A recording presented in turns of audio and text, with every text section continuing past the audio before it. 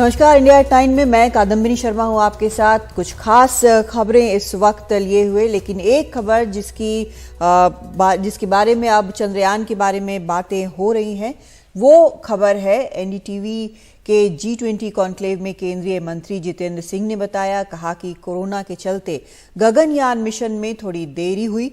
अक्टूबर में अब मिशन गगनयान का पहला ट्रायल होगा और दूसरे ट्रायल में एक महिला रोबोट व्योम मित्र भेजी जाएगी। उनसे खास बातचीत की हमारे सहयोगी संकेत उपाध्याय ने। व्योम मित्र व्योमयान, इसके पीछे की कल्पना, इसके पीछे की सोच दरअसल वो गगनयान को लेकर के है, क्योंकि गगनयान में हमारे में विलंब हुआ है। कल्पना तो ये थी कि आज़ादी के 75 साल के साथ ही मिलते जुलते समय पर उस मिशन को हम कंप्लीट करते, लेकिन फिर पैंडेमिक हो गया और जब लॉकडाउन हुआ तो हमारे कुछ पोटेंशियल एस्ट्रोनॉट्स उस समय ग्रेगरी सेंटर मॉस्को में थे, उनको भी वापस आना पड़ा। तो अब कुल मिला के स्थिति ये है कि हमें पहले उससे 2 मिशन ट्रायल के करने पड़ेंगे, क्योंकि जिस प्रकार से एक मानव को ऊपर भेजना ज़रूरी है और एक महत्वपूर्ण उतना ही ज़रूरी नीचे लाना, बल्कि शायद उससे भी ज़्यादा ज़रूरी, कि अदरवाइज़ उसका कुछ और ही प्रभाव रहता है। तो उसके लिए एक ट्रायल मिशन पहले तो था विचार कि शायद सितंबर मास में उसका शेड्यूल हो जाएगा, लेकिन अब शायद ना हो पाए, तो अक्टूबर तक पहले 2 हफ्ते में वो कुछ घंटे के लिए जाकर के उसी तरह से इटरनरी फॉलो करके वापस लौटेगा। फिर वो वापस कहाँ लौटेगा, पानी में कैसे, उसके भी स्थान निर्धारित। फिर जो दूसरा होगा वो वायुमित्र होगा, जैसे आप कहे, वो एक मानवीय होगा, मगर ह्यूमन बीइंग नहीं होगा, लेकिन पूरा मानव का काम करेगा। रोबो होगी, एक फीमेल रोबो जिसका नाम वायुमित्र रहेगा। वो जहाँ कर वहीं पर वहाँ सारी एक्टिविटी करेंगी जो हमारी फाइनल मिशन में होनी है, और वो सारी एक्टिविटी जब मुकम्मल हो जाएगी वो उसी तरह से लौटेंगी भी। फिर उनको रिसीव करने के भी उसी तरह प्रक्रिया होगी, पूरा प्रोटोकॉल बिल्कुल 100%।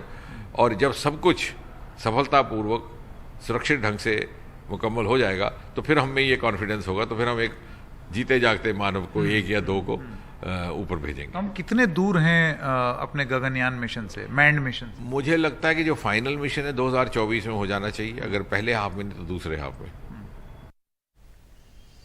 यूपी के मुजफ्फरनगर में क्लासरूम में मुस्लिम बच्चे को साथियों से थप्पड़ मरवाने वाली टीचर के खिलाफ पुलिस ने केस दर्ज कर लिया है। पुलिस ने ये कार्रवाई बच्चे के पिता की तहरीर पर की है। वहीं इस मामले को लेकर विपक्षी पार्टियों ने सरकार को निशाने पर लिया है। राहुल गांधी ने कहा है कि ये भाजपा का फैलाया हुआ केरोसिन है। सौरभ शुक्ला की रिपोर्ट।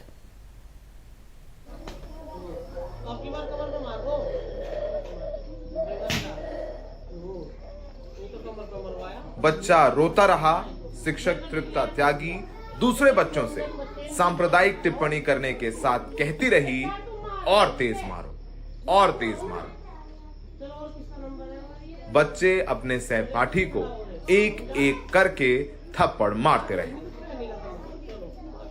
ये दिल दहला देने वाला वीडियो यूपी के मुजफ्फरनगर के नेहा पब्लिक स्कूल का है, जहां की प्रिंसिपल और शिक्षिका तृप्ता त्यागी एक मुस्लिम बच्चे को होमवर्क ना करने पर धार्मिक टिप्पणी कर दूसरे बच्चों से पिटवाती रही और खुद हंसती रही। इस पूरे घिनौने कृत्य का वीडियो वायरल हुआ तो पुलिस ने दबाव में आरोपी शिक्षक के खिलाफ मुकदमा दर्ज कर लिया है। थाने में तहरीर दे दी गई और तहरीर दर्ज भी हो गया है। बाल कल्याण समिति होती है जिले में, चाइल्ड वेलफेयर कमेटी होती है, तो उसके तहत कमेटी द्वारा उनकी बच्चे को और उनके माता पिताओं को, स्पेशली बच्चों को, उनको काउंसलिंग किया गया है और काउंसलिंग चल रही है ताकि बच्चों को इन पे कोई ये ना हो। और इसमें जो क्योंकि तहरीर दर्ज हो गई, आगे कानूनी कार्रवाई की जाएगी एंड बेसिक शिक्षा विभाग द्वारा अलग से भी कार्रवाई चल रही है। 7 साल के पीड़ित बच्चे के पिता का कहना है कि उनके बच्चे को कई घंटे खड़ा कर यातना दी गई। बच्चा इस घटना के बाद बेहद डरा हुआ है। बच्चा की तबीयत तो ठीक है, लेकिन डरा हुआ है बच्चा। वैसे हिंदू मुस्लिम का कोई मैटर नहीं है इसमें, माहौल ठीक है यहाँ का। हम तो ये चाह जो कानूनी कार्रवाई हो वो उस पर कार्रवाई होनी चाहिए। तो बिल्कुल अनभिज्ञ। आरोपी प्रिंसिपल ने अपने बचाव में सफाई दी है। प्रिंसिपल का कहना है कि धार्मिक मामला नहीं है, बच्चा होमवर्क करके नहीं लाया था। प्रिंसिपल ने अपने काले कारनामे पर पर्दा डालने के लिए कहा कि वीडियो के साथ छेड़छाड़ की गई है और वो विकलांग है, इसलिए दूसरे बच्चों से पिटवाया। वीडियो जो वायरल की गई है ये काट पीट के की गई है, ना तो मेरा ऐसा मकसद था, और क्योंकि हमारे यहाँ तो हिंदू मुस्लिम भाई भाई के उससे ही रहते हैं, रिश्ते से। इस पूरी घटना को कांग्रेस नेता राहुल गांधी ने बीजेपी द्वारा फैलाए गए जहर का असर बताया है। मामला इतना तूल पकड़ चुका है कि यूपी के उप मुख्यमंत्री ब्रजेश पाठक तक को सफाई देनी पड़ी। उत्तर प्रदेश में हम कानून की राज को मेंटेन करेंगे।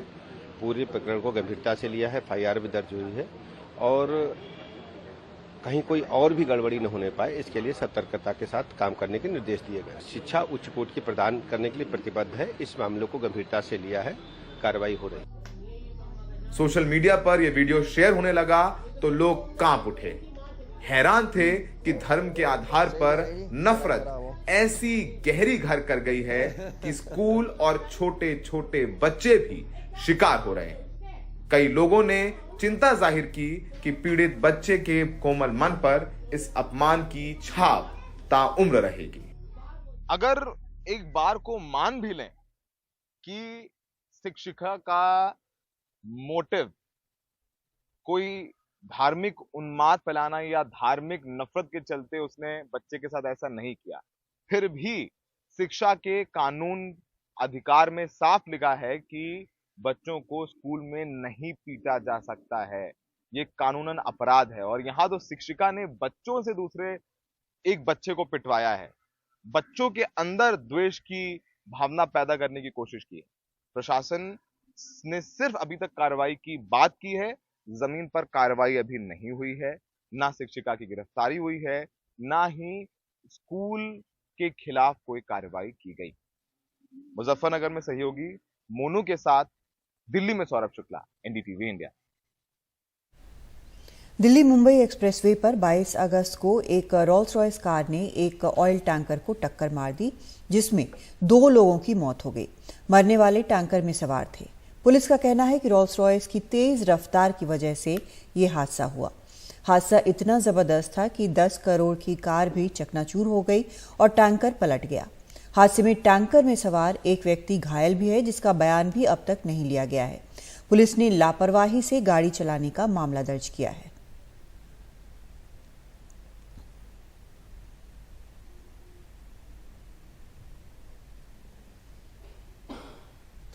हादसे के बाद 2 दिन तक ये खबर नहीं मिल सकी कि रोल्स रॉयस कार किसकी थी और इसे कौन चला रहा था, लेकिन बाद में पता चला कि Rolls Royce car Kuber industries के मालिक विकास मालू की है और इसमें सवार थे। उनका इलाज भी अस्पताल में चल रहा है।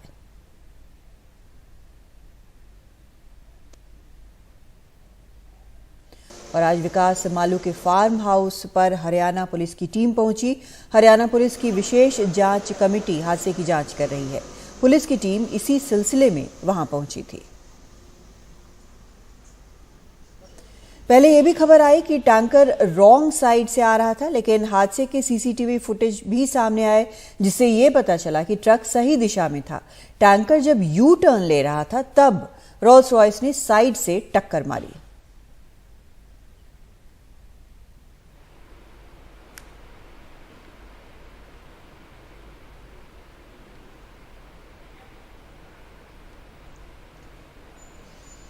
और NDTV ने पड़ताल की कि आखिर हुआ क्या था, तो उसमें यह दिखा है कि ट्रक जो है वो सही दिशा में जा रहा था। ये CCTV में साफ नजर आया है। कुबेर ग्रुप के मालिक विकास मालू कार में थे, ये चश्मदीद का कहना है। वहां पर वो मौजूद था। विकास मालू मेदांता में भर्ती हैं, ये SP नूह की दी हुई जानकारी है। और ये गाड़ी जो है वो 200 किलोमीटर की रफ्तार से चल रही थी, यानी रोल्स रॉयस 200 किलोमीटर प्रति घंटे की रफ्तार से चल रही थी। चश्मदीद का ये भी बयान है।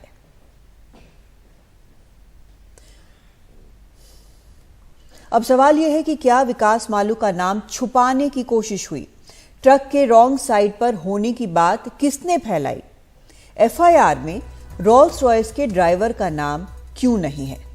अभी तक विकास मालू से पूछताछ क्यों नहीं हुई है? ये अहम सवाल अभी तक नहीं सामने आए हैं इसके जवाब।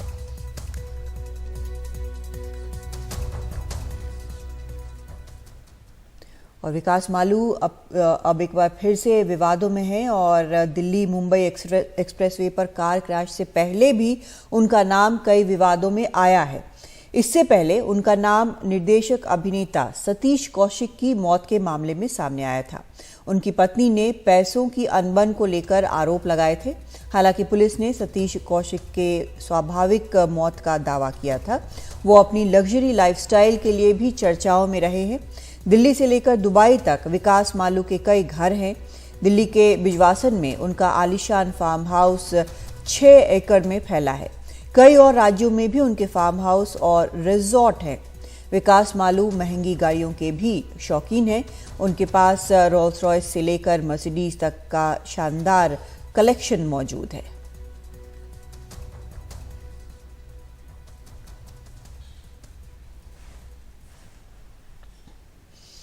और इस मामले को लगातार फॉलो कर रहे हैं हमारे सहयोगी मुकेश सिंह सेंगर। मुकेश, और क्या जानकारी मिल रही है इस मामले में अब?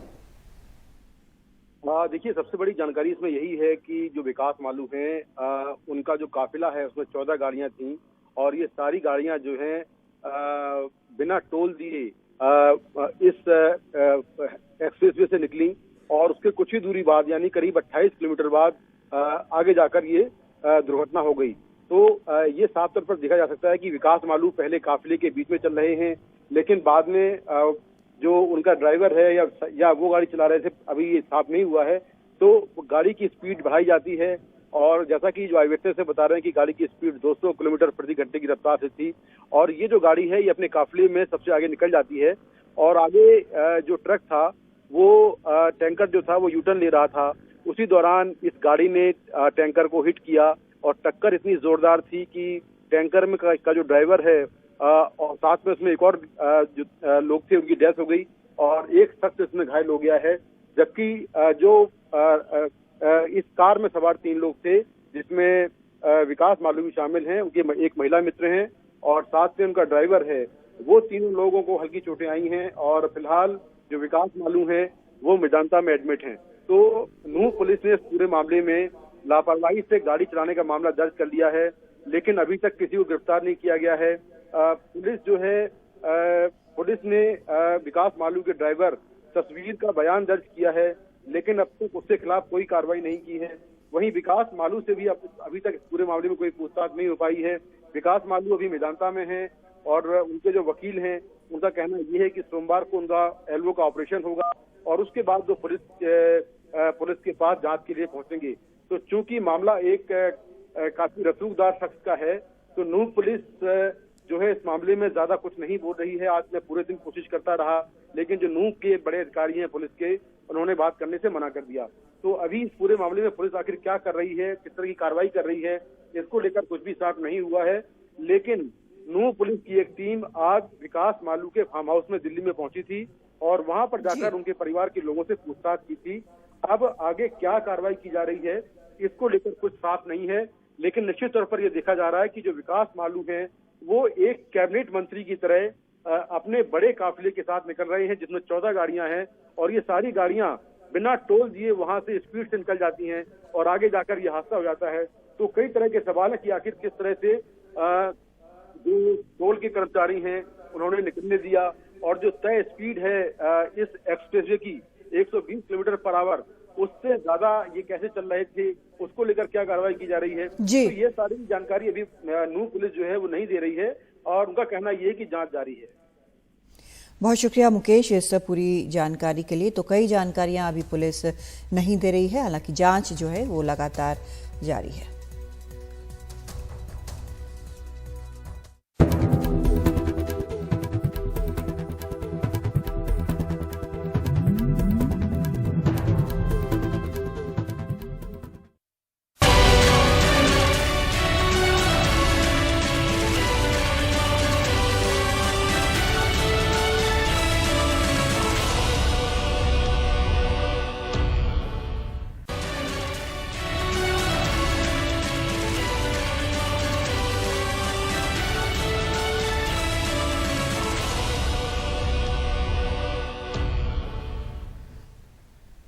भारत चंद्रमा पर पहुंच गया है। प्रधानमंत्री मोदी आज विदेश दौरे से लौटते ही सीधे बेंगलुरु पहुंचे। उन्होंने इसरो की टीम से मुलाकात की और उनकी मेहनत को सैल्यूट किया। इस दौरान पीएम मोदी ने कहा कि अंतरिक्ष में ये भारत के सामर्थ्य का शंखनाद है। पीएम मोदी ने कहा कि चंद्रयान 3 जहां उतरा, अब वो जगह शिव शक्ति के नाम से जानी जाएगी। साथ ही उन्होंने कहा कि 23 अगस्त को अब नेशनल स्पेस डे के तौर पर मनाया जाएगा।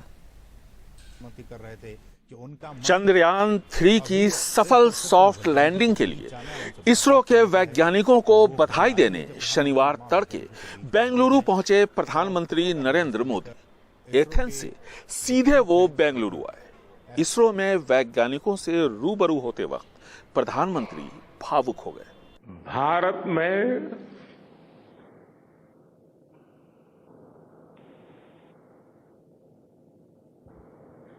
आते ही जल्द से जल्द आपके दर्शन करना चाहता था। आप सबको सैल्यूट करना चाहता था। प्रधानमंत्री ने खुद को संभाला और फिर 3 महत्वपूर्ण घोषणाएं की। 23 अगस्त अब राष्ट्रीय अंतरिक्ष दिवस के तौर पर मनाया जाएगा। इसी दिन चंद्रयान 3 चांद पर उतरा था। जहां चंद्रयान 3 उतरा, वो जगह अब शिव शक्ति के तौर पर जानी जाएगी। चंद्रयान 2 जहां क्रैश हुआ था, वो जगह अब तिरंगा कहलाएगी। जिस स्थान पर चंद्रयान 3 का मून लैंडर उतरा है, अब उस पॉइंट को शिव शक्ति के नाम से जाना जाएगा। चंद्रमा के जिस स्थान पर चंद्रयान 2 ने अपने पद चिन्ह छोड़े हैं, वो पॉइंट अब तिरंगा कहलाएगा। ये तिरंगा पॉइंट भारत के हर प्रयास की प्रेरणा बनेगा। ग्रीस से लंबा सफर पूरा कर सीधे प्रधानमंत्री मोदी बेंगलुरु पहुंचे। उन्होंने कहा कि भले ही वो विदेश यात्रा पर थे, लेकिन उनका दिल इसरो में था। मैं साउथ अफ्रीका में था, फिर ग्रीस का कार्यक्रम था तो वहां चला गया, लेकिन मेरा मन पूरी तरह आपके साथ ही लगा हुआ था।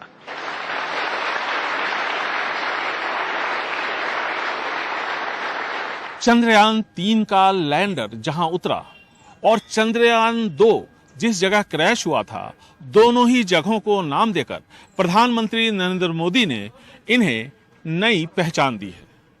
चंद्रयान 3 की कामयाबी ने देश और इसरो को एक मजबूत अंतरिक्ष शक्ति के तौर पर स्थापित कर दिया है। बेंगलुरु से कैमरामैन गोविंद मूर्ति के साथ निहाल खिदवई, एनडीटीवी इंडिया।